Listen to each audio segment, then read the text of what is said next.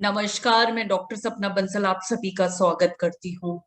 ममतामयी करुणामयी माँ विजय राजे सिंधिया जी, जिनको कि राजमाता सिंधिया जी के नाम से भी जाना जाता है, जब भी इनके नाम का जिक्र होता है मन में प्रेम और स्नेह अपने आप उमड़ पड़ता है, क्योंकि इनका वात्सल्य सभी कार्यकर्ताओं को मिला और इन्होंने शाही परिवार से होने के बाद में भी अपने अंदर की माँ को हर बच्चे पर न्यौछावर किया।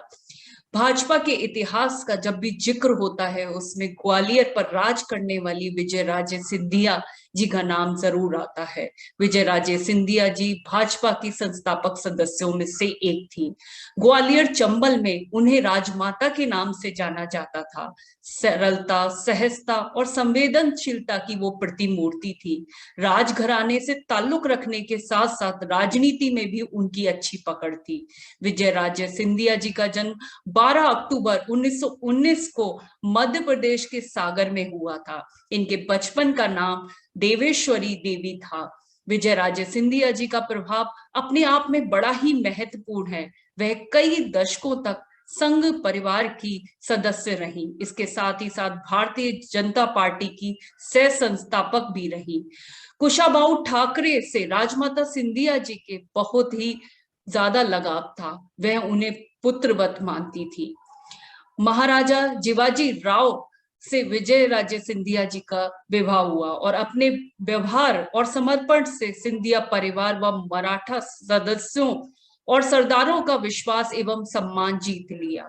विजय राजे सिंधिया जी, जो कि ग्वालियर की राजमाता के रूप में लोकप्रिय थी, एक प्रमुख भारतीय राजशाही व्यक्तित्व के साथ साथ एक राजनीतिक व्यक्तित्व के रूप में भी उन्हें जाना जाता है।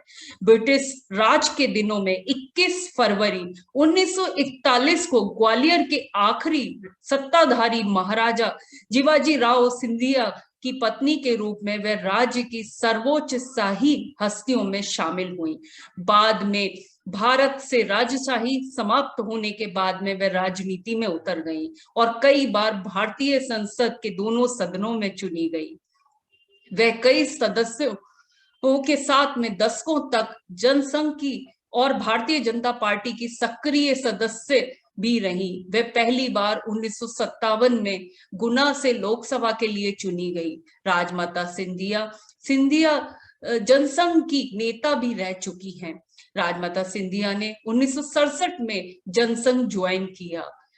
विजय राजे सिंधिया जी की बदौलत ही ग्वालियर क्षेत्र में जनसंघ काफी मजबूत हुआ। वर्ष 1971 में पूरे देश में जहां इंदिरा गांधी जी की बुरी तरह लहर थी, वहीं जनसंघ ने ग्वालियर क्षेत्र से 3 सीटें जीत हासिल की, जिसमें विजय राजे सिंधिया जी ने भिंड से, उनके पुत्र ने माधवराव सिंधिया ने गुना से और अटल बिहारी वाजपेयी जी ने ग्वालियर से सांसद बने। अभी कुछ ही समय पहले प्रधानमंत्री श्री नरेंद्र मोदी जी द्वारा भी राजमाता सिंधिया जी की जयंती पर उनकी पावन स्मृतियों को याद करते हुए 100 रुपए के स्मारक सिक्के का अनावरण कर राजमाता सिंधिया जी को उनके महान व्यक्तित्व के लिए नमन करते हुए श्रद्धांजलि अर्पित की। 2001 में जब उनकी मृत्यु हुई तो हर बच्चे की आंख में, हर व्यक्ति की आंख में ऐसा था जैसे उनके परिवार से उनका कोई बड़ा चला गया हो। उन्होंने इतना स्नेह सभी को दिया, सभी से वो जुड़ी रहती थी और उनके प्रेम, स्नेह और वात्सल्य की वजह से आज हम इतने समय बाद भी उनको याद कर रहे हैं। और मेरे लिए सौभाग्य की बात है कि मुझे उनकी गोद में खेलने का मौका मिला। राजमाता सिंधिया जी का वात्सल्य मुझे भी प्राप्त हुआ, ये मेरे लिए सौभाग्य की बात है। जय हिंद, जय भारत।